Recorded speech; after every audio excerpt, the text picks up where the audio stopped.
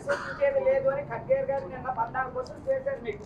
అందులో 2 కోట్లు నిరుద్యోగులకు ఇవ్వట్లేదు ప్రతి ఏడాది, ఎస్సీ ఎస్టీ కేసులు పెరుగుతున్నాయి, స్మార్ట్ సిటీలు రావట్లేదు, ముందు ప్రకటించారా వాటి మీద 14 క్వశ్చన్స్ సంధించారు. స్మార్ట్ సిటీకి సంబంధించి సాధారణంగా ఎలా జరుగుతుందంటే పని మాకంటే మీకే బాగా తెలుసు. స్మార్ట్ సిటీ కేంద్రం చేస్తుందా? కేంద్రం చేస్తుందా? నాకు సమాధానం చెప్పండి. I'm just putting a question. 14 క్వశ్చన్లు అదొకటి.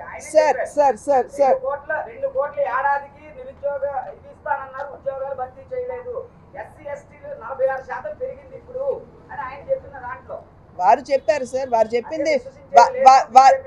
చెప్పింది వేదవాక్క. నేను అడుగుతున్నాను, రెండవది స్మార్ట్ సిటీస్ ఎవరు చేస్తారండి పని? కింద ఎవరు చేస్తారు?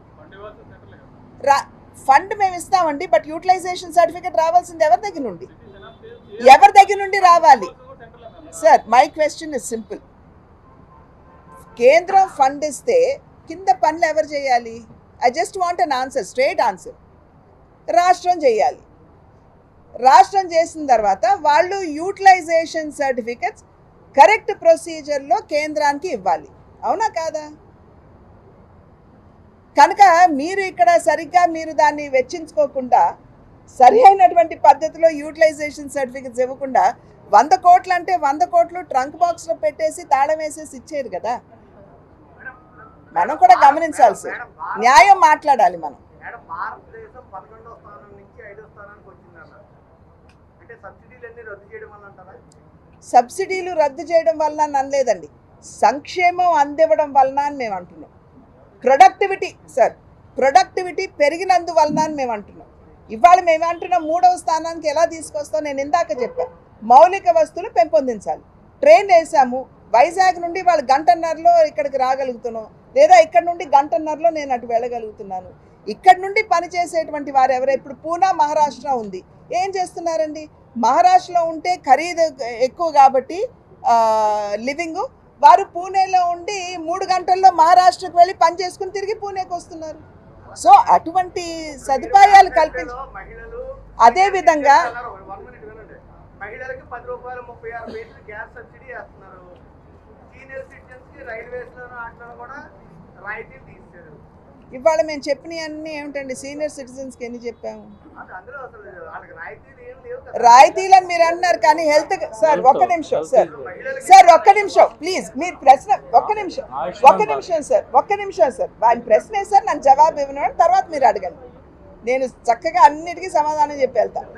సీనియర్ సిటిజన్స్ అని చెప్పి మీరు అన్నారు, ఏదైతే మీరు అన్నారో ఆ ట్రైన్ ట్రావెల్ అన్నారు, అది రద్దు చేశారని మీరు అన్నారు. నేను ఖచ్చితంగా పైకి ఈ విషయం తీసుకుని వెళ్తాను.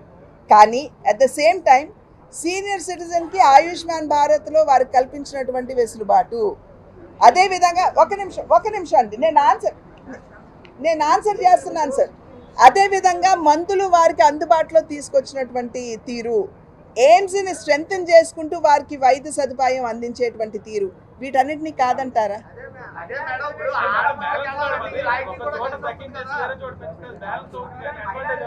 సార్ నేను ఇందాకేమన్నాను? ఒక ఇష్యూ నా దృష్టికి వచ్చింది, దాన్ని పైకి తీసుకెళ్తాను అన్నానా లేదా? నేను అన్నానా లేదా?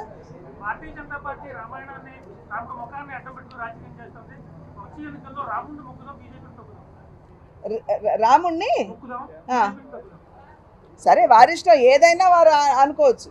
కానీ రాముడితోటి మేము రాజకీయం చేసేటువంటి పార్టీ ఖచ్చితంగా భారతీయ జనతా పార్టీ కాదండి. హిందుత్వం అనేది మొదటి నుండి కూడా భారతీయ జనతా పార్టీ ఎజెండా. హిందుత్వం అంటే ఏంటండి? హిందుత్వం ఒక మతం కాదు, హిందుత్వం అనేది ఒక జీవన విధానం, ధర్మం. కానీ కనుక ఆ ధర్మానికి భారతీయ జనతా పార్టీ కట్టుబడి ఉంది, దాంట్లో తప్పే ఉందండి. రాముడు మర్యాద పురుషుడు, రాముడు జీవితం నుండి నేర్చుకోవాల్సింది మనకు చాలా ఉంది, దాన్ని అనుసరిస్తాము. ఇంకా దాంతో రాజకీయం ఏముంది?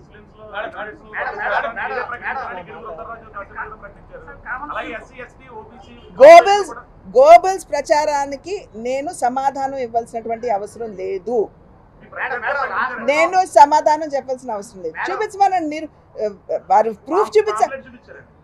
అరే నేను ప్రింట్ చేస్తాను ఈ పాంఫ్లెట్, కానీ నేను మాట్లాడింది కదా ప్రామాణికం,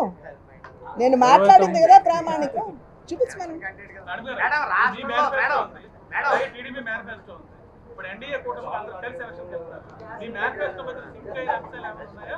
అది ఎవరు కానీ ఎవరి దారిన వారు అని కాదండి.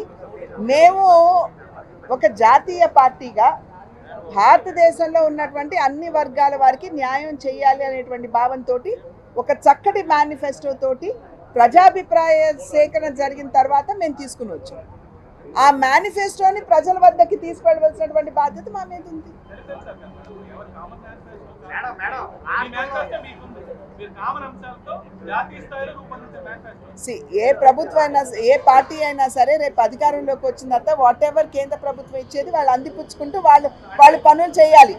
సో మేనిఫెస్టోలో కూడా ఆ విషయాలు ఉంటాయి. వాళ్ళ మేనిఫెస్టో నేనేమన్నాను, జాతీయ మేనిఫెస్టో కట్టుబడి ఉన్నాం, దాంతో ముందుకు వెళ్తాం. మేడం మేడం రాష్ట్రంలో శాంతి భద్రతల పరిస్థితి బాగోలేదు.